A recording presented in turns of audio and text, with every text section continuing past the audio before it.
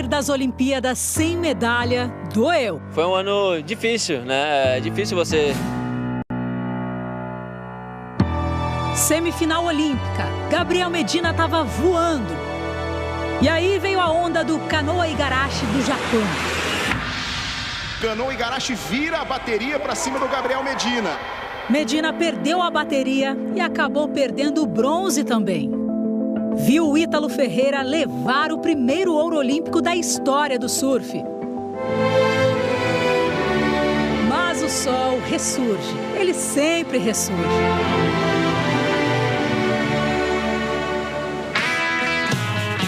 Gabriel Medina mandou no circuito mundial e deixou para a decisão uma manobra espetacular. Vou aproveitar agora, consegui o meu maior sonho. Gabriel Medina, tricampeão do mundo. Oi, gente, boa tarde. Daqui a pouquinho tem a reportagem da conquista do tricampeonato mundial do Gabriel Medina. E também as informações do Flamengo. Tem tudo para avançar para a semifinal da Copa do Brasil. Mas a gente começa falando do Vasco. André Pessoa, me responda se Nenê já foi apresentado. Boa tarde. Tudo bem, Karine? Uma boa tarde a todos. Ainda não. O Nenê já chegou, participou do treino agora pela manhã, mas a apresentação dele vai ser agora no começo da tarde. Ele que volta ao Vasco depois de 3 anos e 8 meses. É o novo reforço para a disputa da Série B do Campeonato Brasileiro. A primeira passagem do Nenê pelo Vasco foi de 2015 a 2018. Mais de 130 jogos pelo clube, 44 gols, 33 assistências. Foi campeão carioca em 2016 e ajudou o Vasco a conquistar uma vaga para a Libertadores de 2018. Depois foi para o São Paulo, estava no Fluminense, não vinha sendo titular nem com o antigo treinador Roger Machado e nem com o atual técnico, o Marcão. Aos 40 anos, o Nenê rescindiu o contrato com o Fluminense e assinou com o Vasco até o final de 2022. A boa notícia é que ele já teve a sua situação regularizada na CBF e pode ser mais uma novidade do Vasco para o jogo de amanhã, 7 da noite, contra o CRB no estádio Rei Pelé, em Maceió. Partida que vai marcar a estreia do técnico Fernando Diniz. Karine. Valeu, André Pessoa, muito obrigada pelas informações. E o Botafogo apresentou o reforço Rafael, que volta ao Brasil para realizar um sonho de criança. É assim que reage quem percebe que chegou onde tanto queria. Quero agradecer minha família, quero agradecer meus pais, porque quando eu era pequeno em Petrópolis, eu tinha um sonho de ser jogador. E ser jogador do Botafogo. Rafael teve passagens pela seleção brasileira e uma carreira de 13 anos em clubes da Europa. Mas aos 31 anos, na hora de voltar ao Brasil, nem quis saber de outras propostas. Entrou alguns empresários fazendo aquelas sondagens. Ninguém mandou proposta oficial porque eu não deixei mandar, porque eles sabiam que eu queria vir para o Botafogo. A estreia ainda vai demorar um pouquinho. A última partida oficial lá no futebol turco foi em maio. Por isso, o Rafael sabe que precisa de pelo menos 2 semanas para ficar pronto. Com o Botafogo em terceiro lugar na Série B, a pressão para que ele entre logo em campo diminui. A fase do Botafogo hoje me ajuda a ficar mais tempo e ter esse tempo para trabalhar, com certeza. E quando for a melhor hora eu vou estrear. Vontade não falta, não. A camisa 7 dos maiores ídolos do Botafogo está reservada. Número diferente para um lateral direito de origem. Mas Rafael se coloca à disposição para atuar onde o técnico Anderson Moreira preferir. O que importa agora é viver o sonho. Parece que eu voltei a ser criança, a verdade é essa. Hoje, às 7 da noite, tem decisão pela Copa do Brasil. Atlético Mineiro e Fluminense jogam no Mineirão por uma vaga nas semifinais da competição. E o técnico Marcão tem dificuldades para montar a equipe porque na zaga não vai poder contar com o Manuel, que ficou no Rio tratando de problemas musculares. A dupla de volantes André e Nonato viajou, mas será reavaliada hoje para saber se entra no time titular. A missão do Fluminense é difícil, já que no Newton Santos o time perdeu por 2-1. A gente sabe que o favoritismo hoje, pelos investimentos, por tudo que eles têm feito hoje é o Atlético, mas eu tenho um time muito, muito corajoso, que se entrega muito, que se dedica muito. Eu tenho certeza que nossa equipe vai lá para fazer um grande jogo e sim buscar uma classificação. O Fluminense precisa vencer por 1 gol para levar para os pênaltis. Uma vitória por 2 gols ou mais de diferença garante a classificação direta. O provável time titular começa no gol com Marcos Felipe, na defesa Samuel Xavier, Nino, Lucas Claro e Danilo Barcelos. André, Nonato e Iago no meio. Na frente, Luiz Henrique, Caio Paulista e Fred. E tem encontro de capitães no podcast Na Rede com Nauber. Carlão e Bruninho participam do papo sobre Jogos Olímpicos de Tóquio, conquista de mais um sul-americano e preparação para Paris 2024. O podcast Na Rede com Nauber vai ao ar lá no nosso site ge.globo/Na Rede com Nauber e também nas principais plataformas de áudio. E daqui a pouquinho, depois do intervalo, hoje tem Flamengo na Copa do Brasil e o Renato Gaúcho pode quebrar um recorde histórico se vencer o Grêmio. E tem também ainda o tricampeonato mundial de surf do Gabriel Medina. É já, já.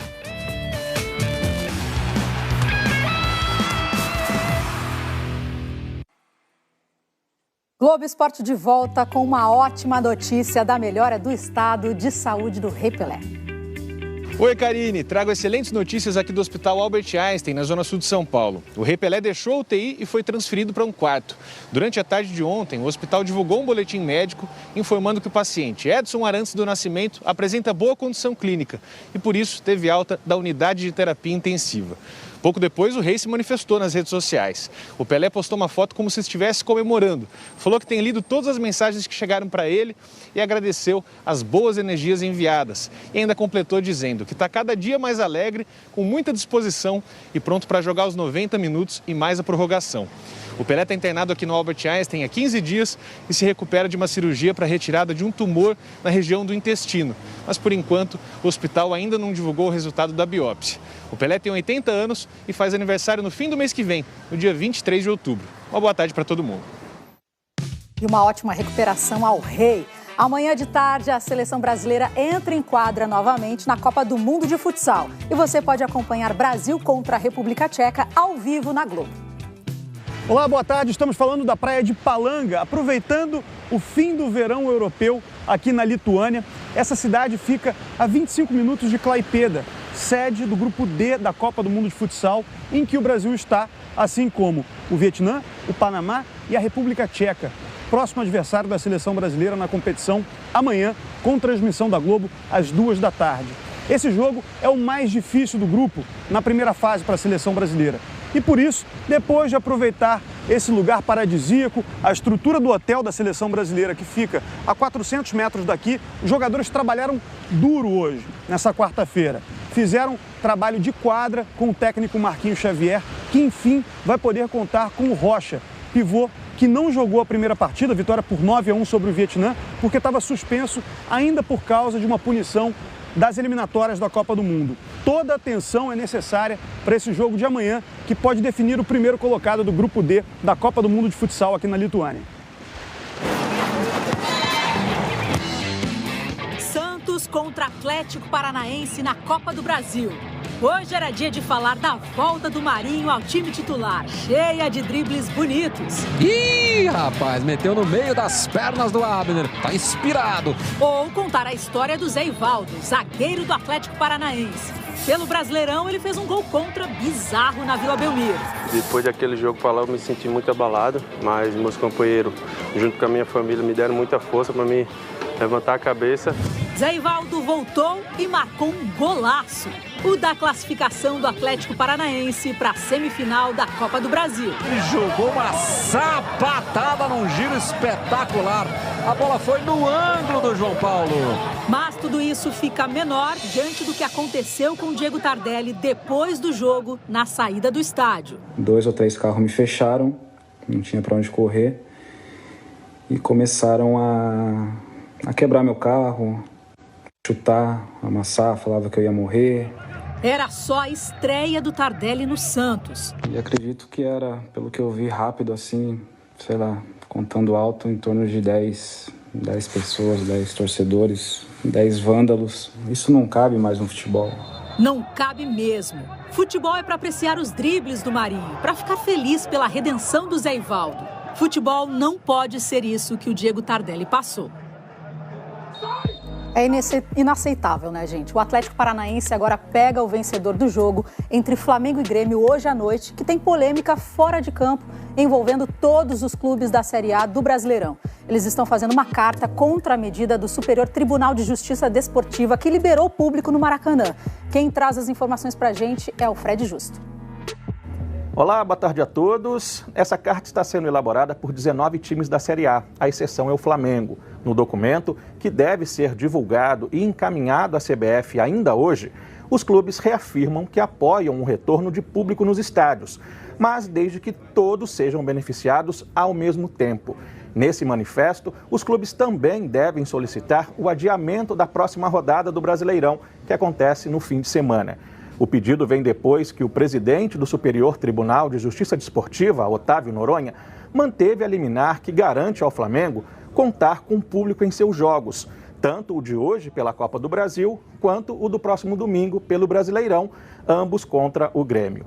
17 clubes da Série A tentaram derrubar essa liminar, mas o STJD entendeu que a decisão de liberar público em estádios em meio à pandemia não cabe à CBF nem ao tribunal. Esse é o mesmo entendimento do Flamengo. O clube se vale de uma autorização dada pela Prefeitura do Rio, que liberou parcialmente o Maracanã para receber torcedores. Hoje, a Prefeitura de Belo Horizonte também liberou jogos com torcida na cidade. Mas o Atlético Mineiro, que também obteve uma liminar do STJD, liberando o público, já tinha optado por jogar de portões fechados, para seguir o acordado com outros clubes. A CBF diz que não recebeu ainda o pedido de adiamento da rodada do Brasileirão. E hoje tem Copa do Brasil aqui na Globo, esse jogo Flamengo e Grêmio logo depois de Império. E o Renato Gaúcho pode alcançar uma marca importante no comando do Flamengo. O Renato Gaúcho já tem aquele jeitão seguro, confiante. Eu não falo de desfalques, você nunca vai me ver lamentando desfalques de jogadores. E hoje à noite pode ganhar mais um motivo para ser assim. Se o Flamengo vencer o Grêmio no Maracanã, ele vai se isolar como treinador com o melhor início de trabalho na história do clube. 113 técnicos já comandaram o Flamengo e só um começou tão bem quanto o Renato. Jair Pereira, em 1990, que com o Renato no grupo teve a mesma campanha nas 15 primeiras partidas. Uma derrota, um empate e 13 vitórias. Mas é importante lembrar, só 2 desses jogos do Jair foram em torneios oficiais. Os outros 13 foram amistosos contra equipes que não estavam na Série A daquele ano. Já os do Renato foram bem mais importantes, no Brasileirão, na Libertadores e na Copa do Brasil. Esse início do trabalho do Renato é excepcional em todos os sentidos. Conseguiu resgatar muitas coisas que o Flamengo fazia em 2019. Recuperou jogadores como Michael, como Vitinho, como Gustavo Henrique. Uma vitória sobre o Grêmio garante o recorde pessoal do Renato Gaúcho, já que em 1990 o Flamengo só empatou no 16º jogo do Jair Pereira. Mas o Flamengo hoje nem precisa vencer para passar para as semifinais da Copa do Brasil. Depois da goleada por 4-0 no jogo de ida em Porto Alegre, o time avança mesmo se perder em casa por 3 gols de diferença. E a noite vai ser marcada pela volta da torcida ao Maracanã. Na última partida com público aqui, o Flamengo venceu o Barcelona de Guayaquil por 3-0 pela Libertadores. Faz tempo, o técnico ainda era o Jorge Jesus. Depois de 553 dias de espera, os rubro-negros vão poder torcer no Maraca de novo.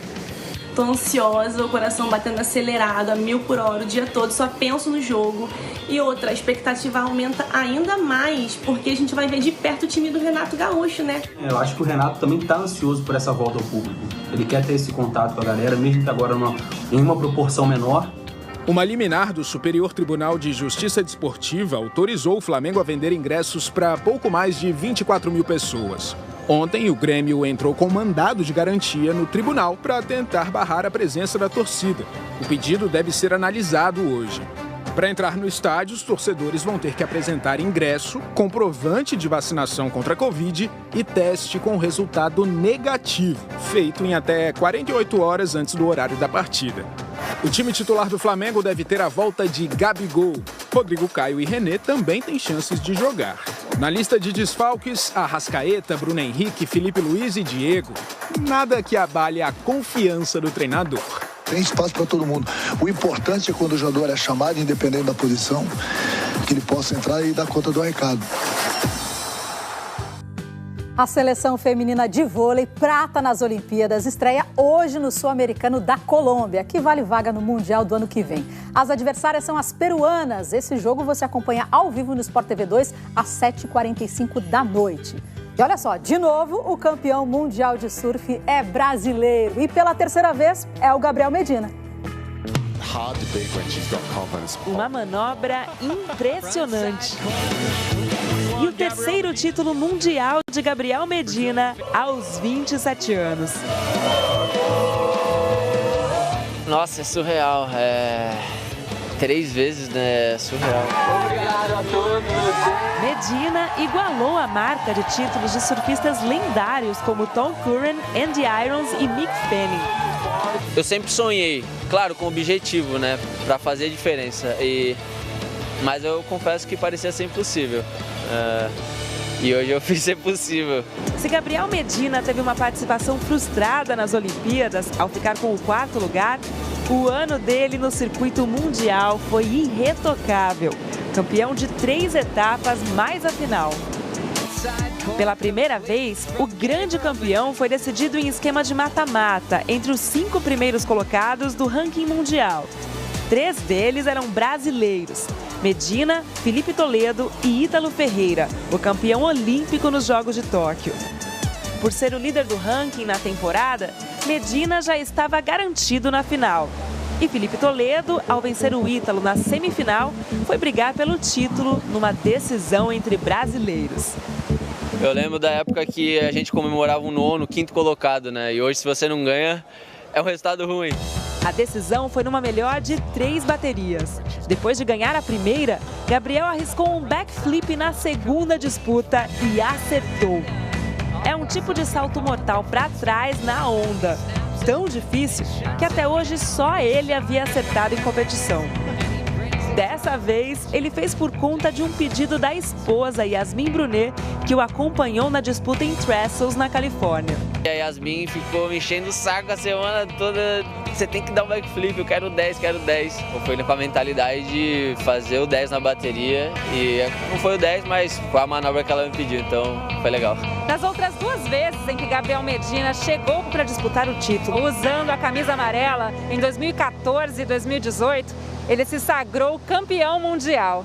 Por isso, a cor da camisa usada aqui em Trestles na final, para ele era quase um amuleto da sorte. Chegar aqui com a laca amarela me deu uma motivação a mais.